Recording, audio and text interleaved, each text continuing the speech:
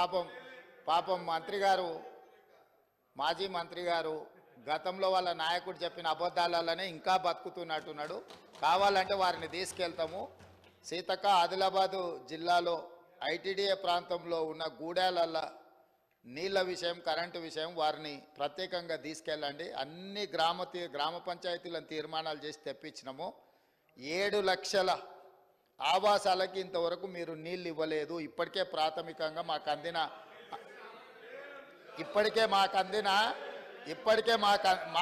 అందిన సమాచారము.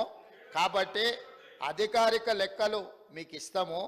ఎందుకంటే మీరు తప్పులు చేసి ఆ చేసిన తప్పులను ప్రజలు గుర్తించి ప్రజల్ని మిమ్మల్ని శిక్షించినా కూడా మీరు మారడం లేదు. ఆ దేవుడు మీకు ఒక మంచి ఆలోచనను కలిగించాలని మేము కోరగలం, ప్రార్థన చేయగలం. ఈ పక్క నుంచి ఇంకా మేము చేయగలిగింది ఏముంది అధ్యక్ష? అందుకే అధ్యక్ష, ఈరోజు మా ప్రభుత్వం తెలంగాణ అభివృద్ధి అంటే తండాలలో, గూడాలలో కనీస సౌకర్యాలను ఏర్పాటు చేసినప్పుడే తెలంగాణ రాష్ట్ర అభివృద్ధి జరిగినట్టు అని బలంగా మా ప్రభుత్వం భావిస్తుంది.